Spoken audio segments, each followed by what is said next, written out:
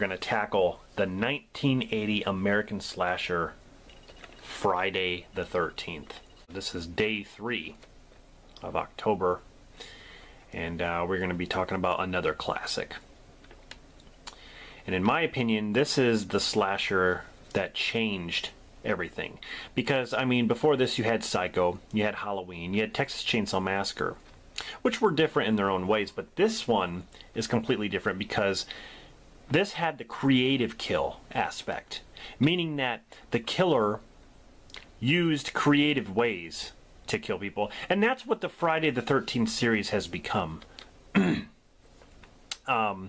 know, how many ways can Jason kill people? That's what people want to see. Even though Jason is not the killer in this movie. But you have Sean Cunningham, who produced and directed this film, who also worked with Wes Craven on The Last House on the Left, which I do like. But Sean Cunningham wanted to make a movie that was shocking, visually stunning, on the edge of your seat, basically jump out of your seat, scary, and he wanted to distance himself from The Last House on the Left. He wanted to make more of a roller coaster ride with this film. This had a title called A Long Night at Camp Blood. That was the original screenplay title. A Long Night at Camp Blood. But when Cunningham thought of the title Friday the 13th, he began to advertise this. And I believe it was Variety magazine or something like that. I think it was Variety magazine. He seemed very confident on what he had going at the time. I think it was 1979 when he was trying to sell the film in Variety. But this movie is fantastic. It started it all with the Friday the 13th series. The film tells a story of a group of teenagers who are murdered one by one by an unknown killer while attempting to reopen an abandoned summer camp. It stars Betsy Palmer, as Mrs. Voorhees, or Pamela Voorhees, who was fantastic. You got Adrienne King as Alice Hardy, who is the main female of the kids. Harry Crosby III as Bill. Janine Taylor as Marcy Cunningham. Laurie Bartram as Brenda. Kevin Bacon as Jack, who has my favorite death scene in the whole movie. Mark Nelson as Ned. Robbie Morgan as Annie. Peter Brower as Steve Christie, who is attempting to reopen the camp. You got Walt Gorney as Crazy Ralph. It's got a death curse. Ari Lehman as Jason. We get to see him at the end of the movie.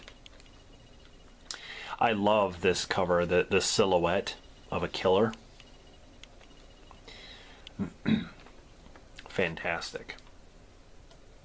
But it's a very simple story. I had a budget of $550,000, and at the box office it made $59.8 million. So it was a success.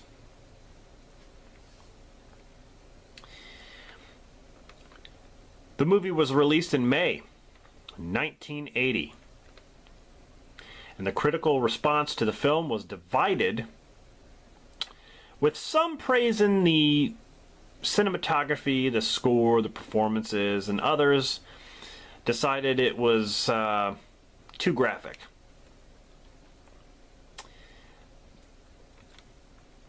I really don't get it. I mean, the creative kill things were the death scenes, I guess you could say they're violent. But I don't think, I mean, maybe at the time, you know, people thought that. Basically, in the summer of 1958, at Camp Crystal Lake, two counselors sneak away from this campfire, Barry and Claudette. They sneak away to have sex in a storage barn, basically like upstairs. And this, you know, the camera is in like a first-person view, right? And it's going up the stairs, and all of a sudden Barry's like, oh, we weren't doing anything. Well, it's clear you were, Barry. You were on top of her, you know. You were tickling her with your pickle, let's be honest. So he gets stabbed, and the killer pretty much murders both of them. And that's how the movie is all the way into the third act. The movie is very mysterious on, or I should say the killer is very mysterious, because they don't let up on who it is. And you pretty much think it's a guy the whole time, because a lot of the times you'll see like the hands, or like the, you know, the arms or the feet, and like you automatically think it's a guy. But then we go to 21 years later. You know, it shows the newly hired camp counselor Annie. She asks for directions to the Camp Crystal Lake. You know, she gets a ride. You know, after what's his name, Enos drops her off, she hitches another ride from an unseen person who chases her into the woods and slashes her throat. Then it goes to the camp, where you have Ned, Jack, Bill, Marcy, Brenda, and Alice, along with Steve Christie, who is in charge of refurbishing the cabins and the facilities. All this is going on, you kind of have chemistry between the characters. I do like the characters. They don't really go in depth with all of them, but I do, you know, I think the characters are well known, so to say. But as the night goes on, you start to figure out, like, okay, somebody is killing people, and who is it? That's what you're thinking to yourself. Like if you've never seen this movie before, obviously it's spoiled if you've seen it, but like the first time I saw this movie, I'm like, okay, who is it? It's got to be somebody that is maybe part of the camp, or it's got to be somebody like that who's part of it. So these kids start dying one by one, different ways. You know, spear through the throat, axe to the face, just, you know, arrows. There's just so many ways that they die. And Jack being pierced through the throat with an arrow beneath the bed is my favorite kill with Kevin Bacon. I loved it. The axe to the face is great, and some of the other ones are great too. But that's definitely my favorite one. So as the movie goes on, you know, people start dying, and then you get to my favorite part of the movie, which is the third act, where all of a sudden, out of nowhere, a middle-aged woman named Mrs. Voorhees, or Pamela, she shows up after all this stuff is going on. And Alice is the only one left. And she says she's an old friend of the Christies. Yeah. You're a real old friend. You get the backstory of Jason. You hear a little bit about a boy drowning in the beginning, when Annie's on the ride to the camp. You hear a little bit about it, but Mrs. Voorhees, she tells it, you know, you could tell she's really upset and she's emotional about it, and, you know, she talks about how her son drowned while the counselors were making love. They weren't even paying attention. They were making love while my young boy drowned. His name was Jason. I mean, it's a fantastic story. It makes the hairs on my arm raise up. It really does. Because she tells it with such conviction. I love it.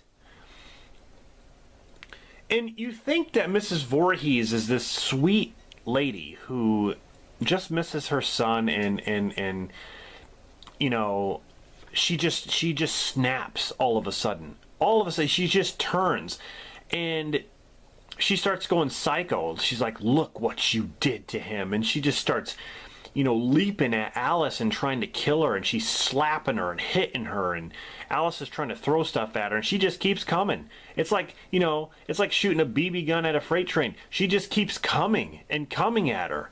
I mean, she is one tough broad, I tell you. Mrs. Voorhees is psycho. She's a psychopath. But Betsy Palmer, oh my God, she did such a great job.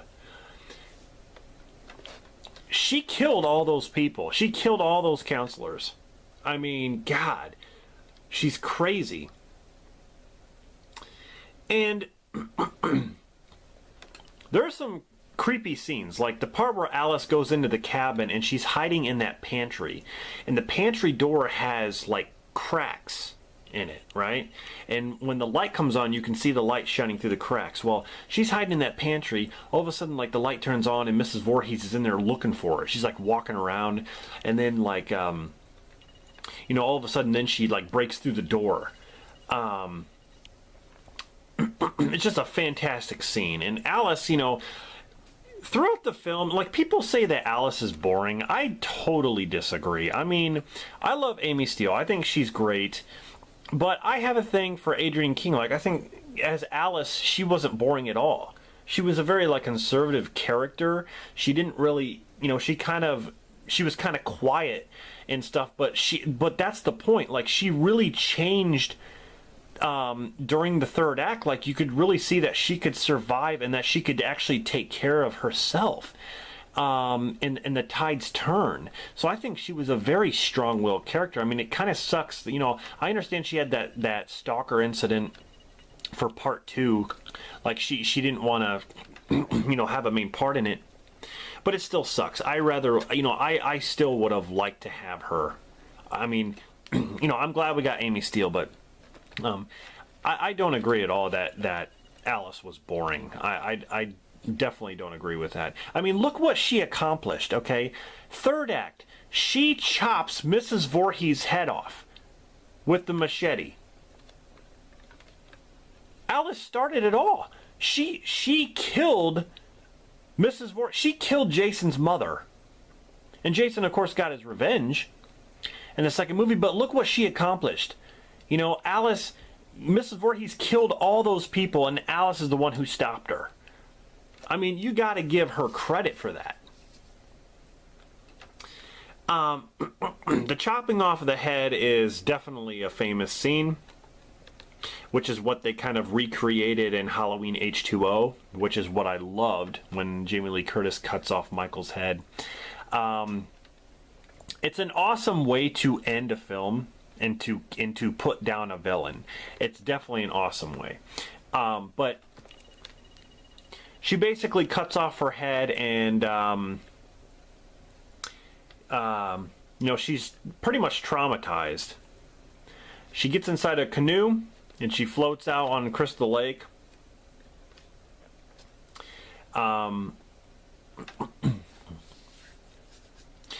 Really cool scene that Ari Lehman had. He as Jason, young Jason. You know, Alice awakens and she sees the police arriving, and it's a really cool scene. It's kind of creepy. All of a sudden, this young boy pops up out of the water, kind of disfigured a little bit and dirty, and he comes up from the lake and he grabs her. He grabs Alice and pulls her underwater. I will never forget that scene. That is a fantastic scene, and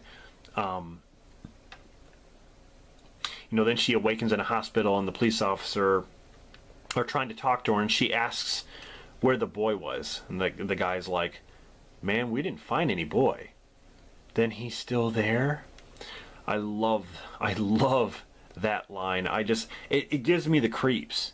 And then they show the lake. Like, it's just, oh my God. Look at the hairs on my arm. Look at this. Look at the goosebumps. See the goosebumps I have? This movie did that so well. I mean, the whole third act just ramps it up.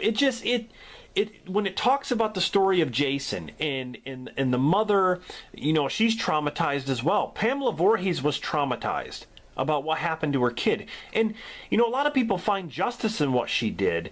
And you can understand why she did it. You can understand because she's so fed up with the youth and society and the fact that they're not doing their jobs and not paying attention to people. And her kid drowned because they weren't doing their job. They were not paying attention. They didn't care. And so why would she care? It's just one of those things. This movie is fantastic. I'm telling you right now. I love it. Even though my favorite Friday the 13th is part 3, I will always love this movie. And that's the thing. You don't even find out it's a woman killer until the third act. You don't even find out who it is until the third act. Through the whole movie, it's a killer that you never see. And of course, it's ruined the second time you watch it. But still, that was a great way to execute it. It was awesome.